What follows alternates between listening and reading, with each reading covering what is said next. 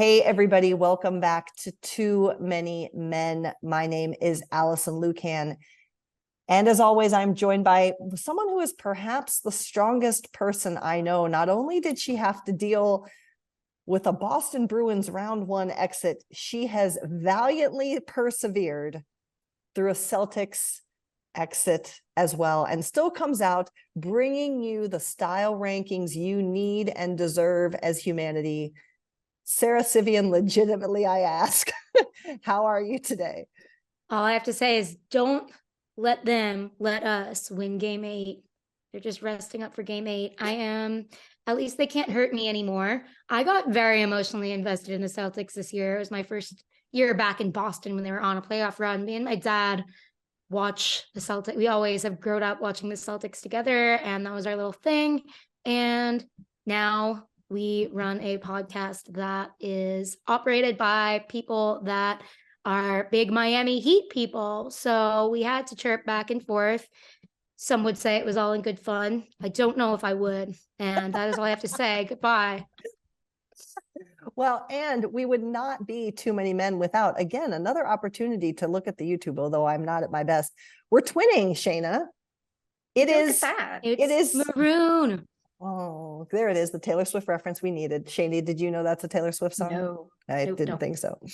But more importantly, it is our birthday girl, the beautiful and maroon t-shirt wearing Shayna Goldman. Shayna, say hi. Hi. So great to have you too. Well, let's get into it right away. Sara, what time is it? Bit-o news. Bit-o news, my friends. As the number of games goes down, the number of off-ice activities start to heat up. And so we wanted to spend some time in Bit-o news talking about what is commonly referred to the coaching carousel. We know there are a ton of openings. As we record this, there are only a couple hirings, but they're not without interest. So let's start in the Metro with the Washington Capitals, who hired Spencer Carbery, who was 2 years into being an assistant coach with the Toronto Maple Leafs. This will be his first time as an NHL head coach. But interestingly, he's returning to an organization that knows him well, because the Capitals were the organization that made him a first-time AHL head coach for their affiliate, the Hershey Bears. It would be interesting to see what happens here, because another assistant Leafs coach who went on to, well, it took a little bit some success, is Dave Hackstall in Seattle. We now have another Leafs coach leaving the organization, particularly at a time of change. Sara, have you had any opportunity to dig into this hire?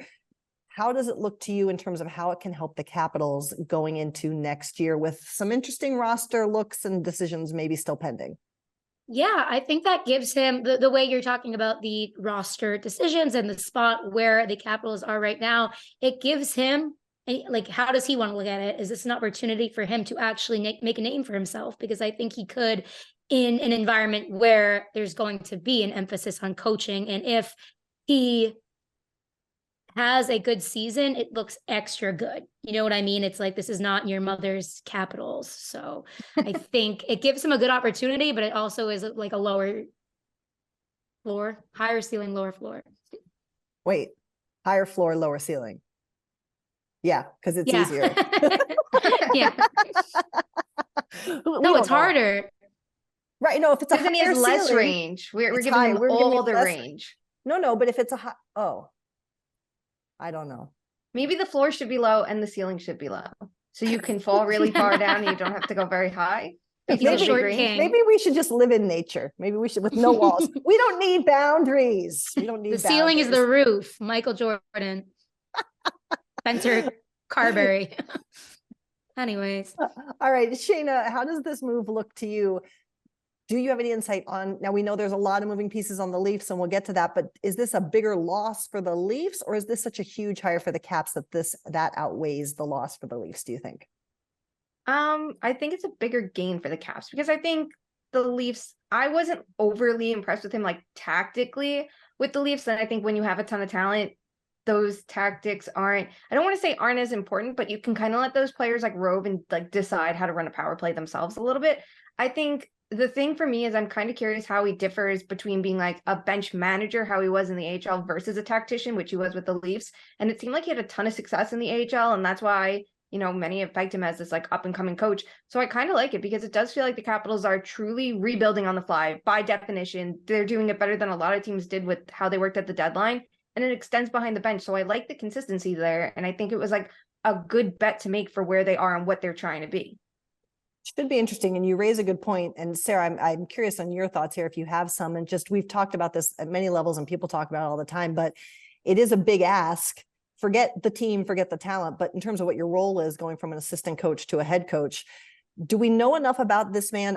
We are obviously not covering him individually every single day for his career, but, or maybe just generally, have you seen challenges for a person who has to make that leap? It's a good opportunity to see where we're at with the coaching carousel, right? It's like, okay, how much of an impact does it make when you have somebody make that jump and you bet on them and you say, okay, I'm going to take a step away from the coaching carousel and try something new. Will it have different results? I think that will tell us more than the same old hires tell us. But at the same time, we do not know that much about this man, so we don't have that much to go off, but we're going to learn a lot. So I'm here for that journey. I thought you were going to tie this to Rod Brindamore. I was waiting for me, like, well, you know, one of the most successful coaches out there, you could go the Bednar Cooper route, which is a very successful AHL coach, which he is, check. Or you could be Rod Brindamore, the longest tenured current coach who was a former assistant or associate. So check on that. I thought that's where we were going. When you put it like that, though, it does show that you can't just be like, oh, this guy and his, yeah, here we go. You got me going. Oh, this guy and his system haven't yielded the best results. It's like he will finally get a chance to do what I think it's different because it's not from. Well, actually, yeah, he was in their system. I'm learning about Spencer Carbery. Okay, people. That's good. We have a whole offseason. So I think it will be interesting to see the jump for sure. And I do think that it gives somebody an opportunity to kind of use the same system, but to their way and do you know, when you are underneath a boss and you're like, boss man, there's so many things that I would do differently in your position. It kind of like, it's not regurgitating the same things always. I want to see what he's like with players. I mean, the Hershey Bears are like a very storied AHL team. So I think they take that role seriously. So I would trust them. Now hire Bruce Boudreau to coach the Hershey Bears. Well, step down for him. Let him be home. Let him have a good time. Oh my God, yeah. It would be cute. Well, let's come back now too. There's still some other NHL hirings to talk about. And this one, I want to talk about the hiring, but I also want to talk a little bit about how this went down, because we've been talking about it in our chat as just having some interest about what really happened here. Let's get right to brass tacks. Finally, Andrew Brunette was announced as head coach upcoming of the Nashville Predators. This was announced by Kevin Weeks on, if I get my days straight, because it's a holiday weekend and who's to say, Tuesday, before the organization had made any sort of hire. Basically a coach finding out he's fired via social media and Kevin Weeks. And it's also an interesting wrinkle, right? Because this is Barry Trotz's one of his opening moves as he takes over for GM for the Predators. And this is a man who used to be an NHL head coach. So he does understand kind of the ramifications of not knowing what's going to be happening with your job. So before we get into it, let's talk about how this went down, because I find it interesting from a media perspective. And we've talked about on this show how much we like Kevin Weeks, and I think he's great. But I think this is part of why I'm so glad I'm not an insider or like a breaking news person, because I wonder if he thought the announcement was coming or if he jumped the gun a little bit too much, because this is why I couldn't do this job. It would be really hard for me to struggle with doing something when I got it versus respecting the humanity involved. And maybe you can't when you're an insider, I don't know. But that would have been the challenge for me. Sara, what impacted you the most in terms of the process of how this has all gone down? I know I've thought about this a lot, and I have come to the conclusion that Weeks was just doing his job. And I think the Predators had to be better at communicating with themselves, within themselves, and with the head coach. That being said, I'm sure they're not thrilled with Weeks, and you could tell, and I'm not discrediting Weeks because he has been one of the top insiders at this point, and I think he is maybe gunning for number one, especially with like the interesting ways he presents things and the way he's not afraid. I mean, you kind of saw it, for better or for worse, you're going to make mistakes in this space when you're starting out. It's how you kind of handle the mistakes, I think. But I don't think this is a mistake. I think we have to be better as NHL media. And I think a lot of NHL media might have been sleeping on this info. And you could kind of see it in the way they like did showcase the info after Kevin did, just kind of like quote tweeting him being, well, he said it first. Usually they're like credit to this guy, but like they literally quote tweeted his video and was like, he said it first. But Right. I think it is a fine line between, okay, being friends with the front offices and getting these scoops and doing your job. But I have all the respect for someone who's like, okay, I'm going to get this info that I heard to the people. No, that's a really interesting point. I like that a lot. So to that point, Shayna, what about this process maybe did you take note of? And is this one of, and look, we all learn on every job we have every single day, no one's perfect, but is this maybe one of a few very important lessons, to Sara's point, for Barry Trotz and how to manage media, how to manage news, how to manage personnel, and what is maybe sometimes, unfortunately, a really public marketplace? Yeah, I feel like in the NHL, a lot of teams are probably super comfortable with the fact that this stuff isn't going to get reported unless they want it to be reported. There's so much stuff that comes out 3 seconds before a team tweets it out. So, I mean, there's got to be some coordination there. And like in the NBA, nobody gives a shit. If there's news, it's being reported. That's your job. You want to be first. That's your value. If you want to be an insider, is having the information early and being right. So the thing that we don't know, I don't think, I'm assuming we don't know, is that we don't know that Hines doesn't know he was fired, correct? Like it just wasn't That's true. public. You're correct. So that, yeah, that's a great point. that's what I hope was the case, because it's like a courtesy thing. You don't want to find out that you're fired off social media, but like that, to a point, isn't Kevin Weeks' problem. His job is to report and to beat the others and to be like, hey, and he hasn't been doing it as long as everybody else too. So there is something to prove, I'm sure. And, you know, everyone gets super like competitive when they get beat to the punch. So it's always funny to see. I also kind of laugh too at like the way some were like, oh, this is a misstep by Barry Trotz. And if they're willing to insult like a coach or GM, it's like they must have wronged them at some point if they were actually willing to say something. But it's a lesson for Trotz, because if Hines wasn't informed, this is information that's going to get out. It's not, you can't trust your front office. It's just, you have to remember that because you've been in this position before. But when you look at the hire itself, I do like it for Trotz. And I liked what he said. Like, we need offense. So we're going to bring an offense. And Trotz is a coach, a GM, sorry, is a person, is a hockey mind. I would trust to spot defensive talent, to go, I will bring in the defensive support for you. You work on the offensive tactics. You can teach defensive structure, but we need someone who can legitimately bring the offense, which has been a weakness of Trotz's team in the past. And it's been a weakness of the actual Predators. So like that combination at least does make sense. When you bring up Trotz, Go. When you bring up Trotz, that's a great point of why my main good feeling about him when he started this GM role after being a coach for so many years was, how is he gonna communicate to the media? Because he has been friendly with so many members of the media and he knows how to bridge that gap between the media and the front office. So this was a little maybe unexpected. It really depends. Like, did Hines know? That's kind of is unexpected for me. Yeah, no, that's a great point. And Sara, you know, you just mentioned too, like we talk about the carousel, maybe going differently off the carousel. This is technically a retread, but not a retread hire. And, you know, we talked a lot last year about how Brunette, maybe we saw some of his failings with how Florida performed, particularly in the postseason.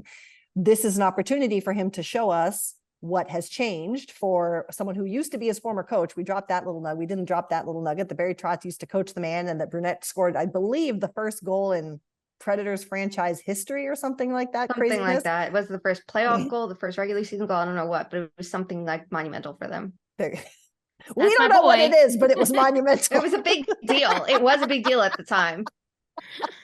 Sara, what do you expect from this coach with his second attempt at being behind the bench?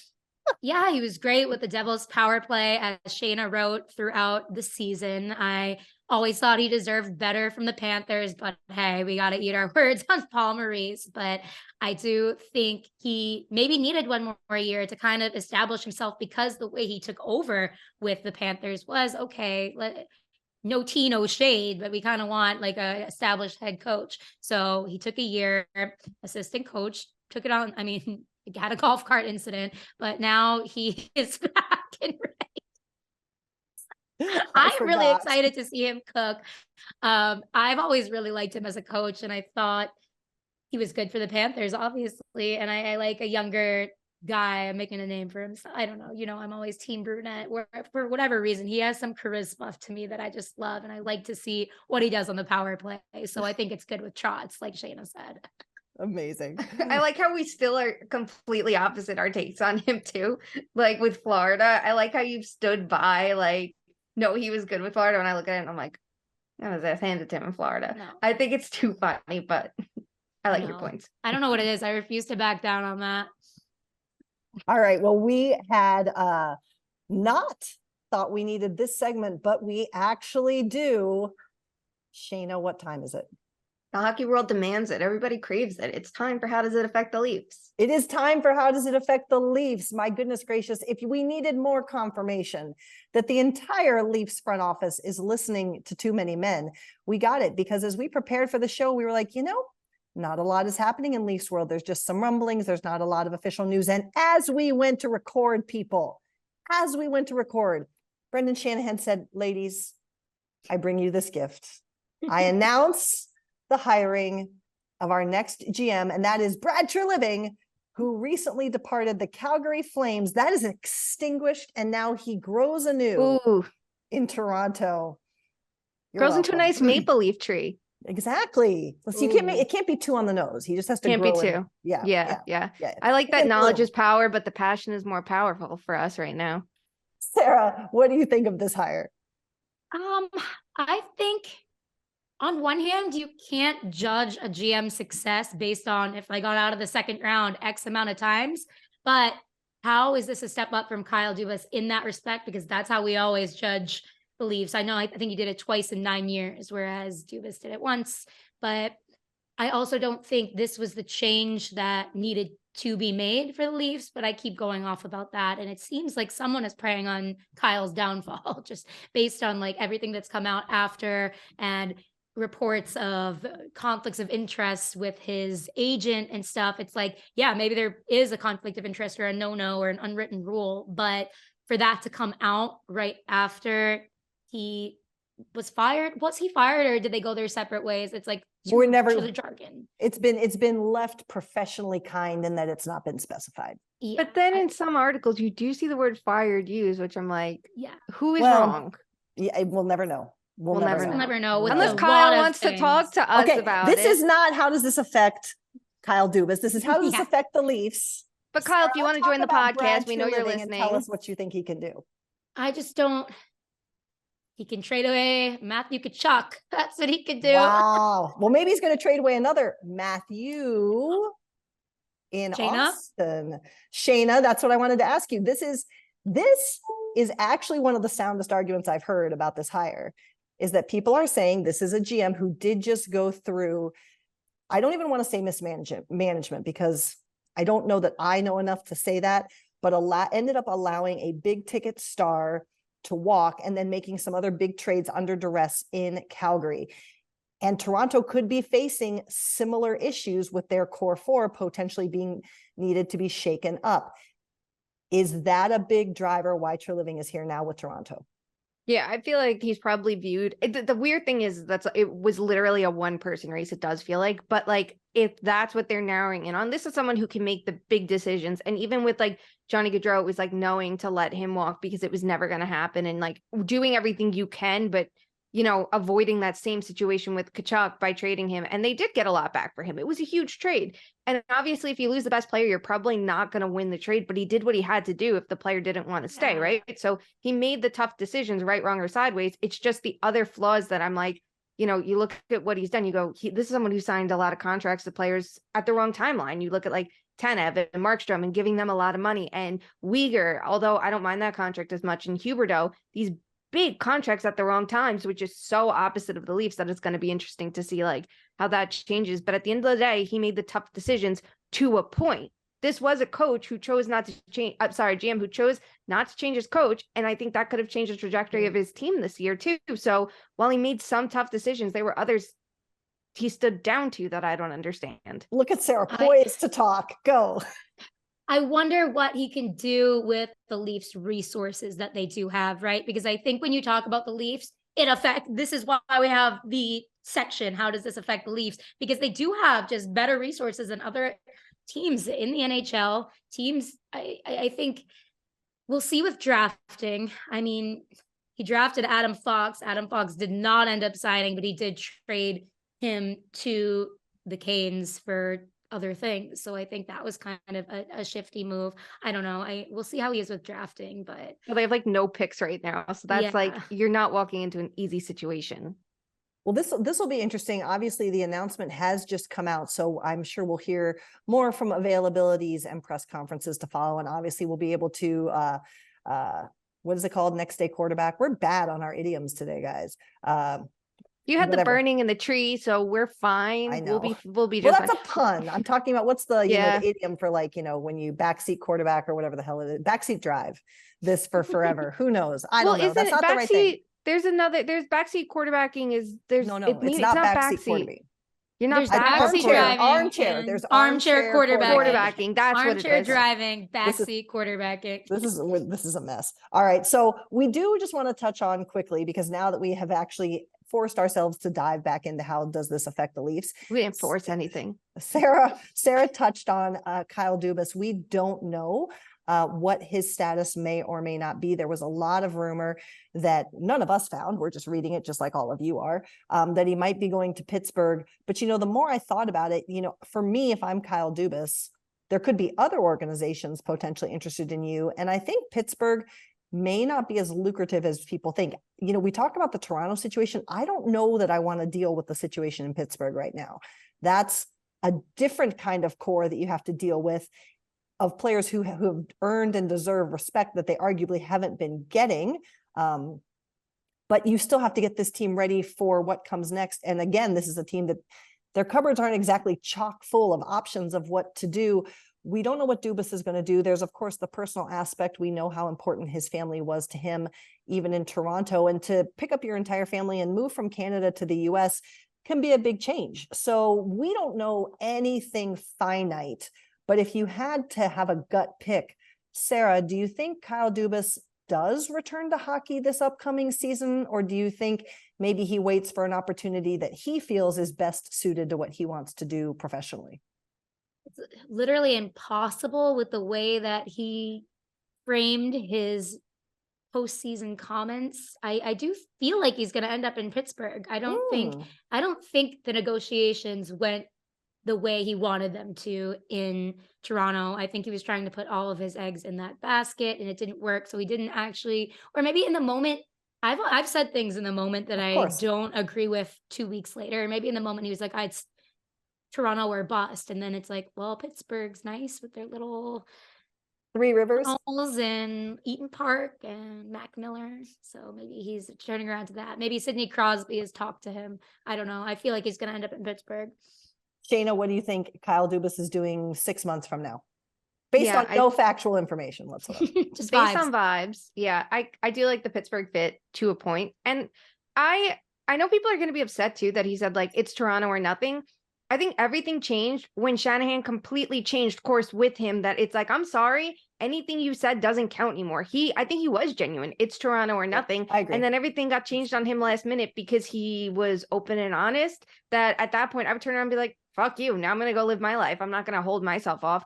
But Pittsburgh makes sense from the Fenway aspect of it because they do like people who are nerdier. They do like more data-driven analysis in their lines of thinking. You can look at what they did with the Red Sox. So it feels like there's a natural fit there because like Toronto, I think that they'd be willing to say, you can build your front office the way you want to, and we'll invest in this, you know, and actually have a concerted effort to give you what you need resource-wise.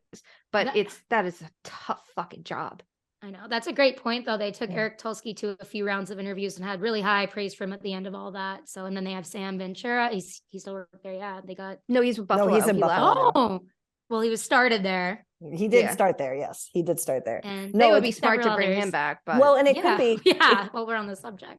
It could be interesting because if Kyle Dubas, to your point, Shayna, wants to go higher perhaps in Fenway as an entire body and not just stay within hockey, there's a clear path there.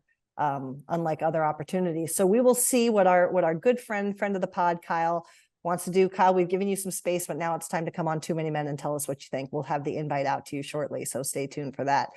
And we won't twist your words like some of the hockey men out there and try to make you look bad just because you're not like a hockey man enough for them. We'll be your friend.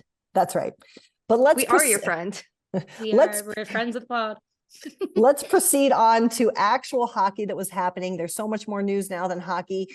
And since we last visited, the hockey has actually been interesting, but ultimately ended strangely. When we last talked, Dallas was looking down and out. They were coming back without their captain, Jamie Benn, who was suspended for 2 games. I think, honestly, we were all pretty sure that he was not going to see the ice again this season. But amazingly, Dallas does come back. They rattle off 2 wins, allowing Jamie Benn to come back for a game 6. I think we all expected a huge battle. We know that Pete DeBoer has been perfect in deciding games. Jake Ottinger has always been lights out in elimination games. And instead, we got a dud. The Stars were shut out, and the Vegas Golden Knights take the Western Conference title. They will face the Florida Panthers. We'll preview that series in a second. But this game 6 was very disappointing to me. I don't know about the two of you. I'm going to frame this question a little differently than we usually do. I always find playoffs interesting because we talk about, I've seen so much narrative about what went wrong with Dallas. Was Jamie Benn the problem? And we can talk about that. But I watched Dallas for the round prior. I watched Dallas a lot, particularly late in the season. And other than fatigue for their goaltender, this team looked really freaking good. And so to me, this begs the bigger question of what did Vegas do to make Dallas look so bad? It's not like Dallas instantly collapsed the minute they got on the ice against the Golden Knights, in my opinion. So Sara, did you see anything that Vegas was doing exceptionally well that maybe was part of the key to them winning this series over the Dallas Stars? It's what Shayna says about their rush game. Just watching them is on a whole new level in that aspect. And it's how they can make a game 6-0 against a good team. It's like when they're on with that, that's why this upcoming matchup, we'll talk about that, but it's going to be so fun because it's 2 just really fast, aggressively forechecking teams. That's just what I love to see. And that's why, even though the Stars are good, they've been good, I just hate their brand of hockey because it's the opposite of that. And it was such a mismatch that you could tell they were frazzled by the whole experience. I mean, you saw Jamie Benn, you say they didn't immediately show up and start crumbling, not in game 6, but in that game, he literally was like, okay, true. Mark Stone, this is too much to handle. I'm just going to choke you. So maybe he's the problem. No, he fell. He just fell. His stick just. Well, Shayna, okay, so let's take that one step further, because if you did look at the Kraken Stars series, the rush game was the story of that series too. And the Dallas Stars were able to outrush the Seattle Kraken. So if Vegas got the rush advantage over the Stars, what went into that advantage for the Western Conference champions? Yeah, it's so interesting too, because it's like, this is a team. Dallas is one of the better teams in the regular season at controlling the neutral zone and, limiting rush chances back, which is what gave them that 5-on-5 advantage heading into the series. It just felt like it was the counterattack from the Golden Knights that they were able to pick off these opportunities to stop the Stars from having like extended zone time at times. And I think what was so important to it was they built off the rush. They built off those counterattacks and would just start pressuring and doing the work in the offensive zone. And in games 4 and 5, it was like non-existent for Vegas. They look like a completely different team, and Dallas was able to play their game. But you could see in game 6, the Golden Knights came out hot and knew they needed to play with speed, to be disruptive, and just to keep battling, to keep pucks in their own zone and make those. I feel like we don't talk about it as defense enough, but to keep play in the offensive zone and make defensive plays to extend that zone time is so important. And it just feels like they had that when Dallas didn't as much in that deciding game. So Sara, let's bite on to the narrative that everyone else is talking about, and that is Jamie Benn. Obviously an inexcusable play that gets him suspended. We talked about that last episode. How egregious is this for him going forward? There's people saying, and I'm not saying I agree, but do you strip the C? To me, the more interesting question in all of this is to watch how someone like Jim Nill is going to, we talked about how he built up a young team in support of an aging older wave. But now if you do that so effectively, now you have this problem where you maybe have some older players where you need to find a way to off-ramp them when your younger talent is coming and taking up. Was Jamie Benn a liability this series, and how, if at all, maybe it doesn't affect how you see this team utilizing him, having a relationship with him going forward from this season? I do think the whole team was in over their heads with this matchup. And when you're the captain, sometimes you're trying to overcorrect for that. You're like, oh shit, I know this is going to be a journey. So I get what he was doing to some, I mean, he did it in like the worst way possible, but I get what he was doing to some degree. And I'm not going to say he's the reason they lost, because then he came back and they still laid a goose egg 6-0. So I do wonder, though, if the dynamic that you speak of is hindering like Heinz, Robertson, whatever in the playoffs, because it's like, okay, let me sit back and let Sagan and Ben and Joe Pavelski handle this. But I don't know. I think most of it goes just back to Ottinger. Yeah. Ottinger was, I mean, I think the more we hear about it, and, you know, I talked about my experience when the Kraken played them so quickly 3 times within like 7 or 8 days, that even back then they were talking about Ottinger's fatigue. Is that more significant to you, Shayna, or does this Ben narrative factor in? And which of these two do you think this organization is going to focus on fixing more intently this offseason? I don't think they're going to be worried about Ottinger, because I think that they're going to look at it and be like, he's never played a workload like this. Mm-hmm. And even in the games that he struggled in this series before game 6, it was like slightly below average. Oh, missed playing overtime. Like, they were still close games. It felt like the rest of the team wasn't capitalizing on the opportunities they had. They'd have these chances, they didn't score, and there's Vegas's counterattack. And it's like, they're not supporting their goalie for once. Like, you need to do that. And they were pretty good at it. With Ben, though, I don't know how much they'll jump, because he had a great regular season. We're all calling it the Jamie Benessence, and look at what he did, right? Like, he gets to the playoffs in this big pressure moment, and he completely shits the bed. And not just with the suspension, he played really crappy when, you know, it mattered. And that cap is tough to manage, and you could easily replace him, the captaincy, with someone like Heiskanen and let the new core really take over. But it's going to be a really tough balancing act. I would have bigger problems with the contracts like Ryan Suter, thinking that was a free agent signing. They felt they needed to go. Of all teams, you don't need to go older if you're in Dallas. Go for the young guys to keep building up that young core. You have the old guys who make too much money. Now you have Ryan Suter, who looked absolutely terrible so often. Like, that's where your missteps were. Now you need to approach things differently this year and figure out a way in free agency to just keep supplementing the younger players in the next wave of the stars, and not going back to players who were good 10 years ago. Yeah, it's going to be interesting. To that point too, there's a couple free agents that I noticed in all of the Dallas Stars playoffs that were brought over at the trade deadline, and that's Max Domi and Dadonov. Sara, do you think either of these players has earned a return appearance with the Stars, or are they just going to go find their next contract this offseason, do you think? Dadonov was great. I thought he had a few really, really big moments that kept the Stars in the playoffs, I thought. And I would like to see him back if they're going to make another run, but I wouldn't like to see him back there, because I actually want him to go somewhere else, because I don't like watching the Dallas Stars. I'm sorry. Max Domi can stay. Yeah, take him. Re-sign him. Would love that for that. I'm fine with Max Domi leaving. Shayna, do you think either of those two, and Dadonov did get hurt, we should say, in the playoffs, so he was not able to play as much as Max down the stretch. But if you're Jim Nill, do either of these players be someone that you're contemplating picking up the phone and talking to this offseason? No, Domi, I think, showed he's exactly what we know him to be. He still has problems with discipline in key moments. He doesn't know how to like temper his frustrations. The underlying numbers are always worse than the results. So you kind of have to look at both to get a sustainability check.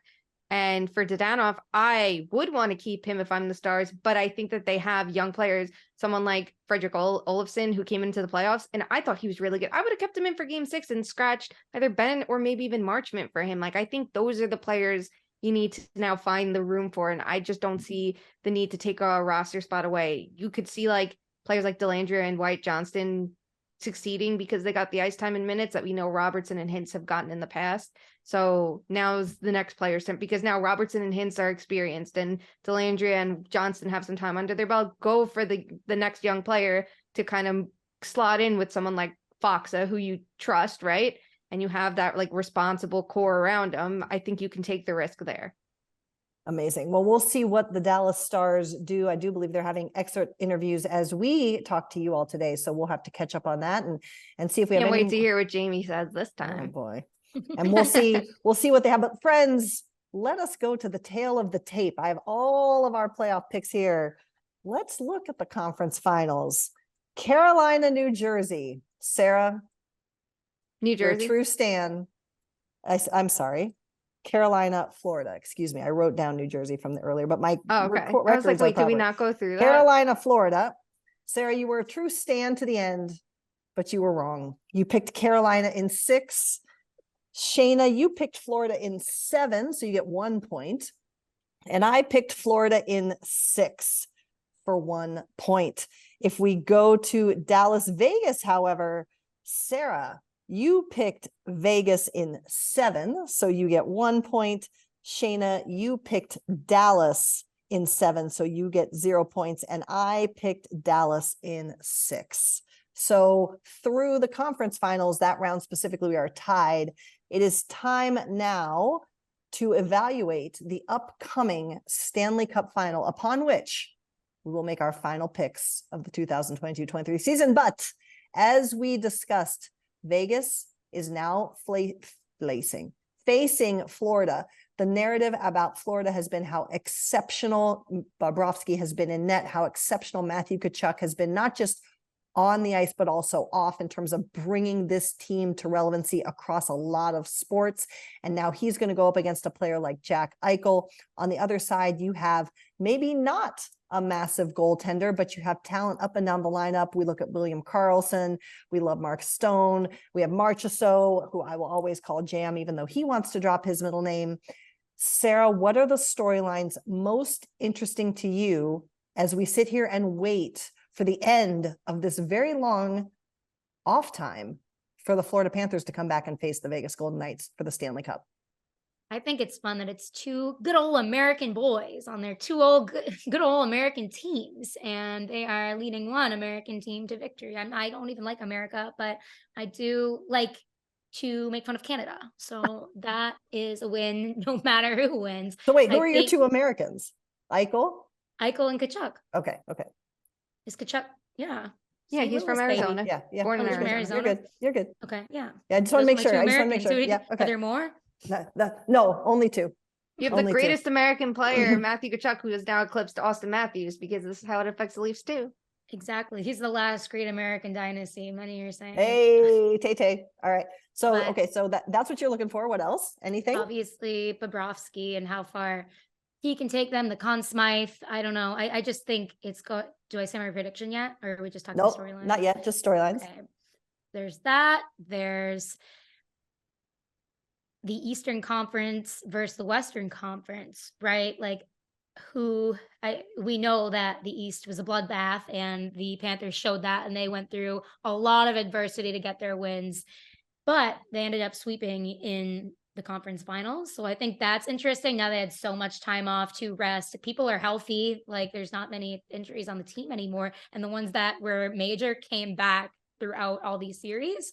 And Vegas had an easier path out west, but are they going to be battle tested enough to deal with what the Panthers have already dealt with? Like the Panthers have played their hard, heavy hockey. So we'll see. It's going to be interesting because as I was thinking about this and the most common narratives that there were, people keep saying how important it is for Bobrovsky to get his rest, how important it is for Bobrovsky to get his rest. But if you remember back, and I'm probably the only person who does, Bobrovsky was the goaltender who swept Tampa Bay and then had another excessively long time off before they went into round 2 against the Boston Bruins. And so did that entire roster. And that's arguably one of the most talented rosters that there was, particularly out of Columbus at that time. If you remember, that was stacked with Matt Duchene, a lot of big moves at the end of the regular season to really stack that roster for a big playoff push. We've talked about in just the rest versus rust debate all season. Are we ignoring the possible impacts of rust on this Florida Panther team because we've been so enamored with the fact that Bob getting rest is a good thing? Maybe, but I don't know. It feels like they managed it pretty well before the last series too, but this is 10 days. It's going to be 10 days. I wish we knew what they were doing. Are they scrimmaging? Are they doing how are they, what is their pace? Cause I think we'll see it pretty obviously in game 1. but it's going to be an interesting narrative. I do think this is where Yes. coaching it reigns supreme and is the most important thing. And you want a guy like Paul Maurice in there who has lost all Oh, these here we go. things. So now he knows, like, okay, this is what I shouldn't have done during, what was it? The Hurricanes 2003 run. Yeah. He was behind the bench then. And Who is he coaching then? some might say greatest player of all time, Rob Brintamore. Anyway, go ahead, coaching. I'm interested in the actual point here. Yeah, just the point is, well, what is the line between keeping them game ready, no injuries, and absolutely using all this rest to their advantage? But there's so much like technology these days. Like I've talked to Bill Berniston, who's the head athletic trainer of the Hurricanes, and just the way they do these like breathalyzers, and they do, okay, this is this guy's sweat and this is what he needs for optimal recovery, and this is the like evening cocktail, no, mocktail they can give him to make sure he rests and all of his blood is replenished. Like there's so much they can do these days that as long as they have hired the right people in that aspect, I'm not really worried about rust. Shayna, what are going to be the keys to the series for you, knowing that this is going to be punch, counter punch, punch, counter punch? At least we hope it is. Yeah, it's definitely going to be like being responsible with the puck in the neutral zone, because you have two teams that can make you pay for it. I think it's going to be really interesting to see who's better at extending plays, though, because we see Florida of last year was the best rush-based team in the league. Yes, they've changed their style, but that is still like at their core. And then they've gotten better with their forecheck, and I think it's really shined in the playoffs. And then you have Vegas, who also has a balanced attack, but not as strong as Florida's. But in the playoffs too, I think they've gotten better with their forecheck as it's gone along. The other thing is, for Florida, the narrative all season was about like the team that couldn't finish their chances, right? They were one of the best offensive creators in the league, and they didn't have the goals to show for it. And eventually you expect that to regress back to average if you keep up what you're doing. And it has in the playoffs, but it's like, does it keep up? Like those are the things I think that might be kind of important here. But I still feel like 5-on-5 play is going to be the difference, because like special teams, it feels like the two can neutralize each other out pretty well. These are two teams that I don't think any of us thought were going to be this deep in the postseason, let alone in the final, but they've done it. They've shocked us all season, one perhaps more convincingly than the other, in the sense that Florida barely makes it in. They weren't even in a playoff position 30% of the regular season, but yet here we are with two teams that the most we can hope for is great, great hockey for as long as possible. Here we are, Sara. What is your pick for the Stanley Cup champion of this season, and how many games will it take? Panthers in 7. It's just the vibe. They're going to spar back and forth, but I think Bobrovsky, Kachuk, it's just like the 1-2 punch of that. And then there's just Sam Reinhart, there's Montour, there's Sam Bennett, who is going to give everybody hell constantly. It's just, they keep coming and they have that clutch factor. Shayna, your pick. Panthers in 6. And I think Bob is going to be a little more average this series, like he was in that last game against the Canes. But I think the rest of the team's going to pick up the pace a little bit more to support him. Like, I think he'll be fine, but I don't think he's going to be the sole difference maker every single game now. Interesting. All right. I have to pick Panthers. I have to keep sticking with them. I will be different, and I will say Vegas in 6, just literally to be different. That's literally, but also like, it's a coin flip, this one. Like, it is. There's a very good chance you're going to be right. Like, I would say like a 49% chance. You're welcome. You want the glory out west, and I get that. Well, because the Panthers are this, like, it's kind of fun. This is the first series, right, that they're actually the favorite. Is that going to fuck them? Like, I don't know. By whom, though? I have not seen everyone saying they're the favorite. Did the Athletics say they're the favorite? The Panthers are the favorite by the Athletic, yes, but I think odds makers have them as the favorite as well. But I might be wrong on that, because I didn't bet on this series yet. I already have my bet out on the Panthers, and I bet on them before the first round. Well, I think, okay, listen, but you keep saying this, but how many bets did you get wrong?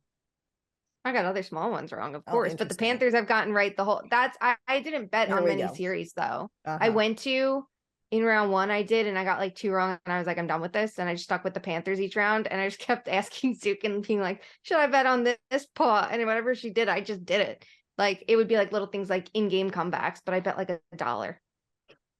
Okay. But if we Very were counting small straight bet. wins and losses, we'll come back to that. I don't have the math on that. Now I have tennis bets in between. I'm like, All right, let's wrap this one up with everyone's favorite game, and that is Fuck, Marry, Kill. We continue our delightful journey through the major NHL awards, and this episode, it is the Vezina that is front of mind and on the tips of everyone's tongue. Sara, my friend, you are up first. Are you ready?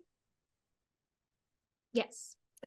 Fuck, Marry, Kill, friend of the pod, Winnipeg's Connor Hellebuck, the Islanders' Ilya Sorokin, or Boston's Linus Ullmark. Go. It's a tough one this year, but this is a regular season award, and I don't think Ullmark should be penalized just because the rest of his team was so damn good. I think what he did was still better than other goaltenders. I think he had his breakout season, and I am going to give the Vezina to Ullmark. I'm going to Okay. marry him. Okay. I'm going to fuck Sorokin. I think he was his team, like especially before Horvat, before all the excitement, and when Barzal was out for so long, and just like there was no offense in sight, I think, and there was no defense in sight really either, and they were still hanging on by a thread. I think Sorokin provided the juice for that team. He's the reason they got into the playoffs, and you could see that by how they failed so miserably in the first round. And I am going to kill Hellebuck. Love you, but kind of process of elimination. It's hard because I think like Saros could have been in this too. I just think there's so many good goalies in all their different rights, and maybe it was about the friends we made along the way, but Hellebuck and the Jets didn't make many friends, so we're killing them off.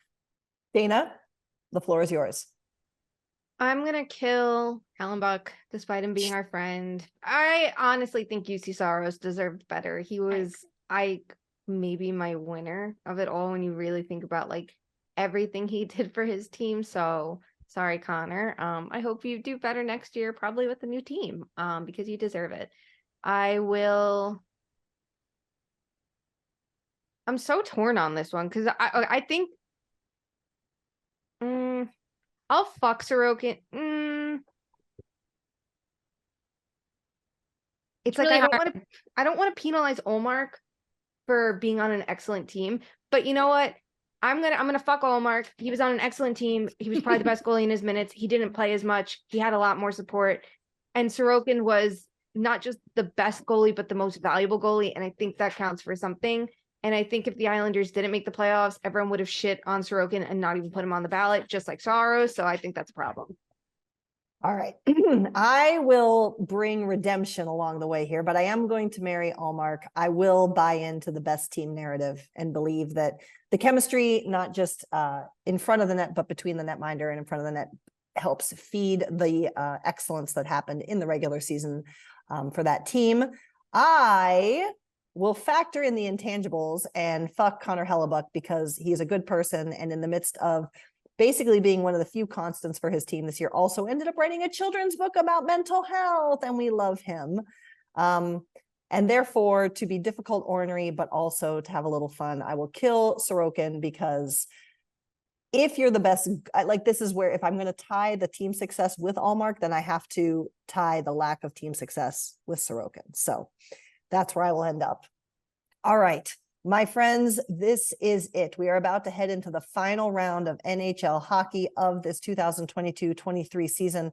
We will be with you along the way to break it down, give you our hot takes, and talk about how, of course, it always affects the Leafs. If you want to interact with us on social, please connect.